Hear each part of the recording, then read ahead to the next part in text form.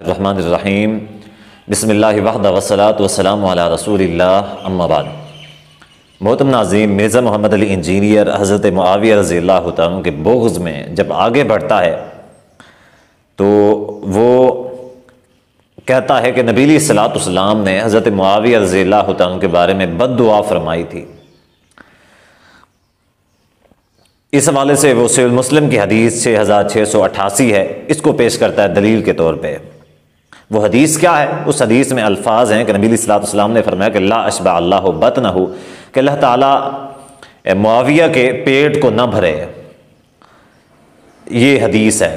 اب اس حدیث کے جواب میں مرزا صاحب کہتے ہیں کہ دیکھیں یہ نبی علیہ الصلوۃ والسلام کی بد دعا ہے، آپ علیہ الصلوۃ والسلام نے حضرت معاویہ کے بارے میں یہ بد دعا کی، تو اس کو بڑا اچھالنے کی کوشش کرتا ہے۔ حضرت معاویہ رضی اللہ تعالیٰ کے جو فضائل ہیں اس کو ختم کرنے کی، حضرت معاویہ رضی اللہ کے بارے میں پھر بکواسات کرتا ہے کہ معاویہ تو شے کوئی نہیں ہے۔ حالانکہ یہ جو حدیث ہے جس کو وہ حضرت معاویہ رضی اللہ تعالیٰ کے بارے میں بد دعا ثابت کرتا ہے، یہ اصل میں حضرت معاویہ رضی اللہ تعالیٰ کی فضیلت ہے۔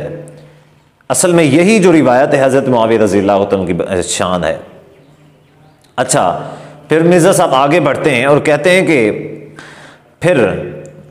ہوا یہ تھا کہ حضرت نبی علیہ الصلوۃ والسلام کی بد دعا کی وجہ سے حضرت معاویہ رضی اللہ تعالیٰ کا پیٹ بڑھ گیا تھا، پھر وہ پیٹ پہ چربی آ گئی تھی تو وہ کھڑے ہو کے خطبہ نہیں دیا کرتے تھے، نہیں دے سکتے تھے، اس وجہ سے وہ پھر بیٹھ کے خطبہ دیا کرتے تھے۔ یہ کس کے الفاظ ہیں؟ بیٹھ کے خطبہ دینے والے کھڑے نہیں ہو سکتے تھے، پیٹ بڑھ گیا تھا، یہ کس کے الفاظ ہیں؟ کہتے ہیں یہ راوی کے الفاظ ہیں۔ تو پھر کہتا ہے لوگوں کو یہ بھی بتاؤ کہ سلف، ٹھیک ہے، لوگوں کو یہ بھی بتاؤ کہ سلف کا فہم کیا ہے اس حدیث کے حوالے سے، سلف کا فہم بتاؤ۔ یہ کسے کہتا ہے؟ ہمیں،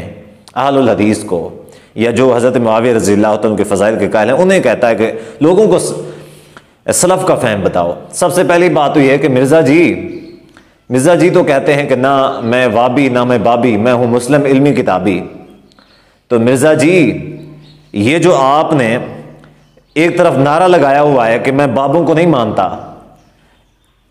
تو آپ بابوں کو مانتے نہیں ہیں، تو بابوں کا جو فہم ہے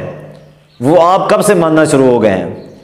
جتنی آپ کی ویڈیوز دیکھی ہیں، علماء جب علماء اہل حدیث سلف کا فہم بتاتے ہیں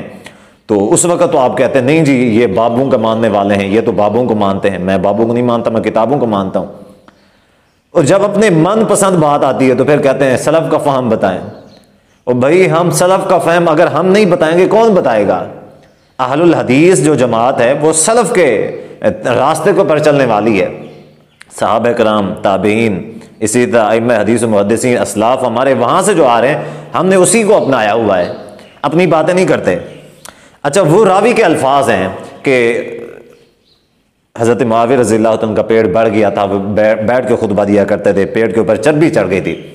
اچھا، یہ جو جس کو مرزا صاحب سلف کہہ رہے ہیں، جو جس راوی کی یہ الفاظ ہیں، اصل میں وہ راوی مجہول الحال ہے،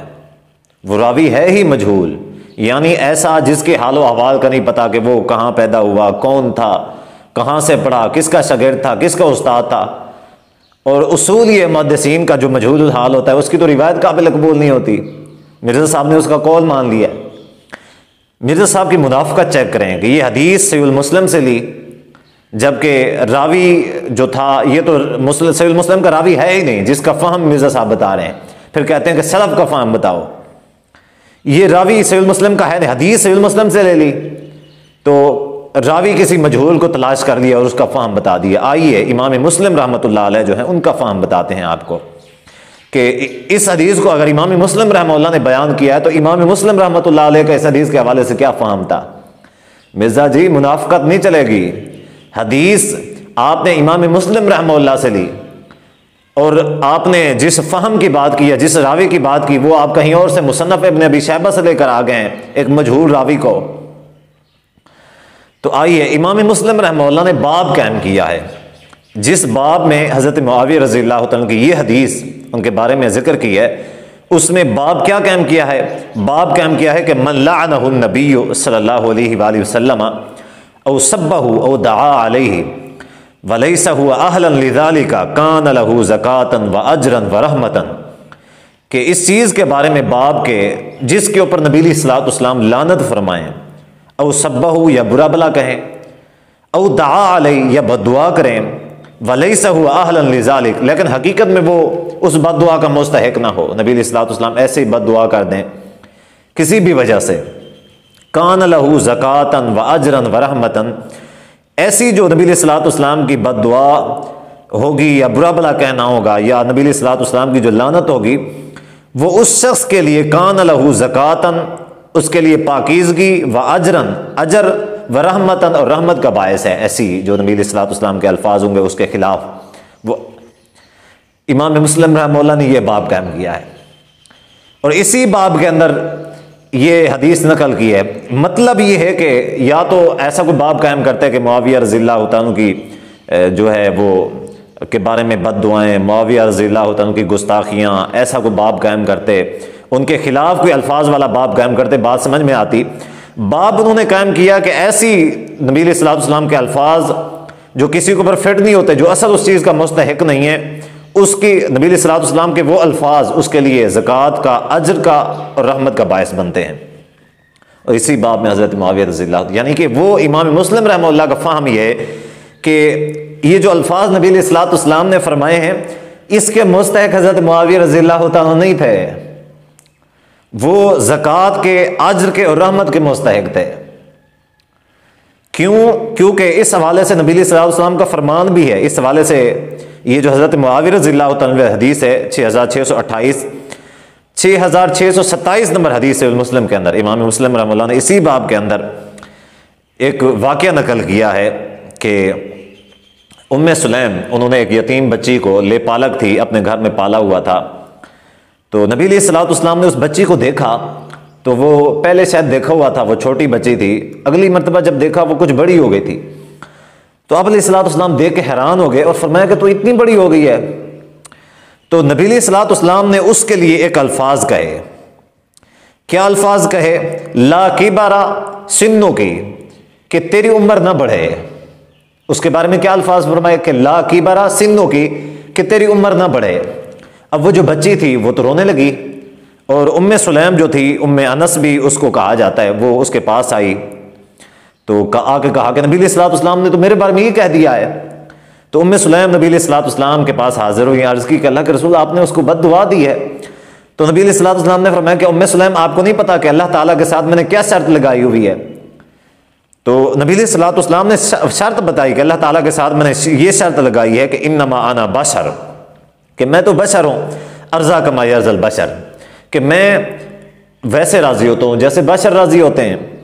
واغضب کما یغضب البشر، اور میں ایسے غصہ ہوتا ہوں یا ناراض ہوتا ہوں جیسے بشر ناراض ہوتے ہیں۔ یعنی فَأَيُّمَا أَحَدٍ دَعُوتُ عَلَيْهِ مِنْ أُمَّتِي بِدَعْوَةٍ لَيْسَ لَهَا بِأَهْلٍ،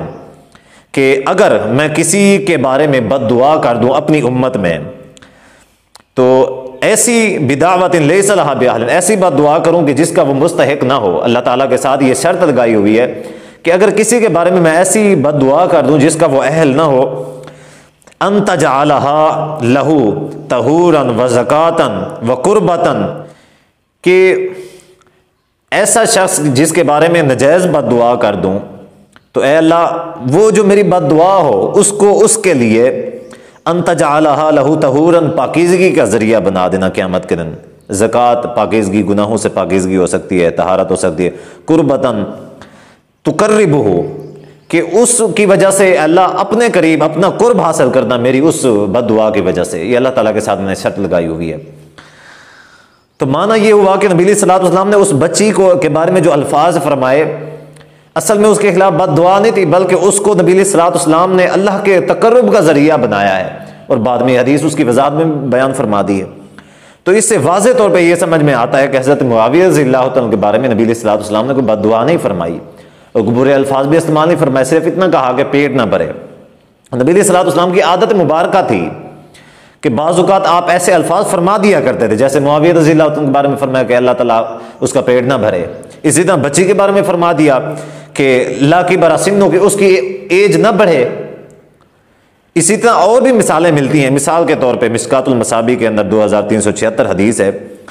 حضرت ابو دردہ رضی اللہ تعالیٰ، نبی علیہ الصلوۃ والسلام نے حدیث بیان کی، ایک مرتبہ سوال کیا، دوسری مرتبہ سوال کیا، تیسری مرتبہ حضرت ابو دردہ رضی اللہ عنہ نے سوال کیا، تو نبی علیہ الصلوۃ والسلام نے فرمایا کہ ارغم انف ابی الدرداء، ہاں اگرچہ ابو درداء کا ناک خاک آلود ہو تو بھی، یعنی کہ تیسری مرتبہ بھی نبی علیہ الصلوۃ والسلام نے ہاں فرمایا اور ابو درداء کے ناک خاک آلود ہونے کی بات فرمائی. یعنی کہ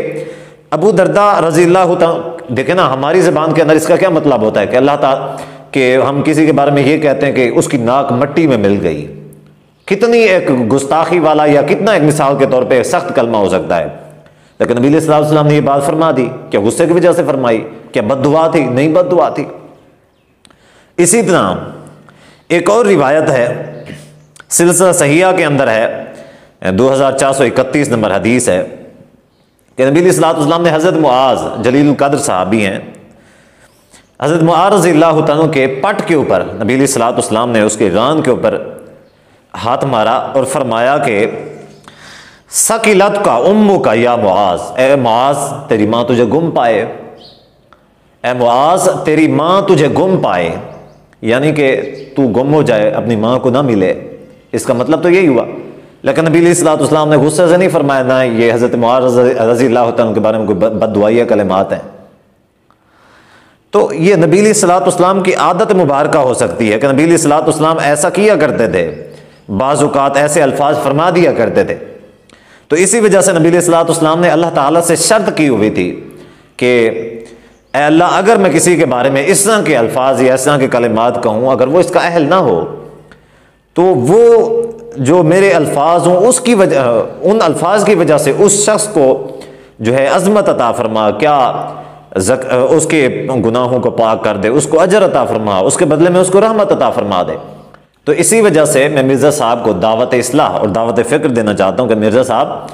اس بغض معاویہ سے باہر نکلیں. نبی علیہ الصلوۃ والسلام نے دیکھیں یہ اور بھی کئی سارے لوگوں کے بارے میں اس طرح کے الفاظ فرمائے ہیں، ان کے بارے میں تو آپ نے کبھی نہیں کہا جی ان کو بد دعا دی ہے. تو حضرت معاویہ رضی اللہ عنہ کی باری آئی تو آپ نے کہہ دیا کہ جی یہ تو بد دعا ہے، حالانکہ اس میں دیکھیں نا مستحق، نبی علیہ الصلوۃ والسلام نے فرمایا کہ ایسے الفاظ فرما دو جو اس کا مستحق نہ ہو. اب مستحق ہونے یا نہ ہونے والی علیحدہ بات ہے. اگرچہ نبی علیہ الصلوۃ والسلام نے کوئی سخت ایسے الفاظ فرمائے بھی نہیں ہیں، کوئی بد دعا والے، کوئی واضح طور پہ ایسی کوئی برے الفاظ ہوں، کوئی سخت الفاظ ہوں، صرف اتنا فرمایا نبی علیہ الصلوۃ والسلام نے. تو یہ جو الفاظ ہیں یہ حضرت معاویہ رضی اللہ تعالیٰ کی شان اور فضیلت بنتے ہیں کہ اللہ تعالیٰ ان الفاظ کی وجہ سے حضرت معاویہ رضی اللہ تعالیٰ کو پاکیزہ کرے گا. ٹھیک ہے، ان کو اجر عطا فرمائے گا، ان کو رحمت عطا فرمائے. امام مسلم رحمہ اللہ کا یہ فہم ہے. تو آپ منافقت کو چھوڑیں، حدیث سے مسلم سے لے لی، اور فہم جو ہے وہ آپ نے کسی مجہول مصنف ابن ابی شیبہ کے ایک مجہول راوی سے لے لیا، حالانکہ وہ جو آپ نے روایت بیان کی ہے وہ سند کے بعد سے بالکل